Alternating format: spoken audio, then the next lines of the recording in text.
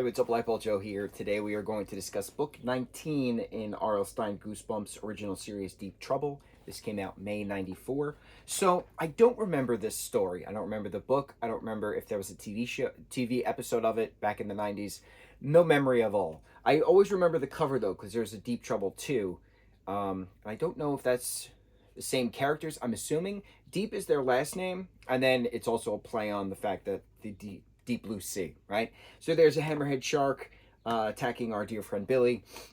And so, what is his sister's name? Sheena. There we go. Billy and Sheena. So Billy and Sheena Deep, brother and sister, they are exploring on the boat Cassandra, which is a research lab owned by their uncle, Dr. Deep, who is working for a university in Ohio, I think. They're currently traveling the Caribbean Sea, primarily staying around just an island in the sea.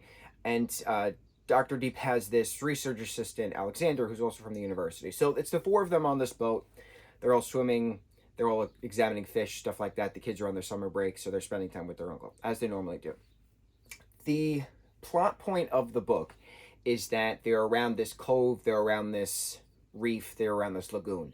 And Marina Zoo or something like that has two representatives who are hiring Dr. Deep and Alexander to find this mermaid that they keep hearing about, tales from fishermen. And so we're going to give you $1 million if you can capture this mermaid. So they wind up finding a mermaid after Billy's attacked by this hammerhead shark, grabs his leg, blood everywhere. He's swimming near the fire coral, which is coated in some poison that, feels like you're burning, even though you're under the water if you touch it. So, mermaid saves Billy from the hammerhead shark, smacks him in the face with the tail. The shark goes away. So we get the true cover aspect of it. We have the fire coral in the background. We have the hammerhead shark attacking Billy, who's swimming where he's not supposed to be swimming. And then the mermaid comes, and there we go. But while this is happening, Billy keeps seeing a sea monster, and nobody believes him. So it's a matter of, will they believe him if they finally capture a mermaid, because mermaids don't exist, so obviously sea monsters don't exist. Slimy, green, one giant eye, multiple 12 tentacles, right? Sharp, jagged teeth. So they say the mermaid saves Billy, but then they both get caught in a net, both get dragged onto the Cassandra. Mermaid gets thrown into a tank on the boat, and then Billy is saying, no, she just saved me, you can't do this. So then it's a matter of, what do you do now, right? Are they going to keep the mermaid even though she saved Billy? Are they going to sell the mermaid for $1 million to the zoo, who's building this, their own paddock for this mermaid to be on display? So it's a moral quandary that Billy is now having, because she saved him, but he knows that his uncle needs money in order to continue the research. What to do? So it turns out Alexander's working with this other, pirate company, if you will, for $20 million for the mermaid versus $1 million for the mermaid. So it all comes down to money, as things always do. And so Alexander betrays them. The three Deeps, Dr. Deep, Billy Deep, Sheena Deep, are all thrown in this tank after the mermaid is stolen away. And the tank has this screen metal mesh kind of thing on top of it, but it locks from the outside so nothing can get out. So then they're thrown in the tank, covered, pushed into the ocean, and there they are about to be drowning. But then other mermaids come to save them, and then it's a matter of, okay, we're going to go save this mermaid now. So they track the boat down after the mermaids find them using sonar, explaining that they communicate like whales.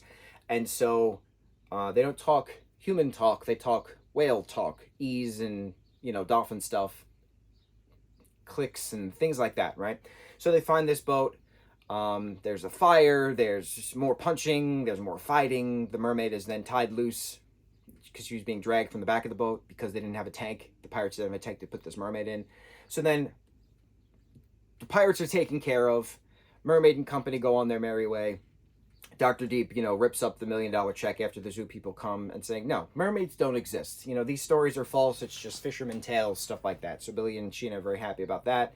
The uncle is staying true to morality rather than monetary. And so Billy then goes for a swim, as he always does, and is attacked again by a sea monster. And then it's a matter of, will they believe me now? Again, because he faced this thing twice already, but nobody believed him. So I don't remember this. I don't remember the show. I don't remember reading the book. But it's quick. It's fun. You got pirates in the Caribbean, no pun intended. it's neat. It's very neat because it's different. I said this a few times about other Goosebumps books. It's neat having different settings taking place.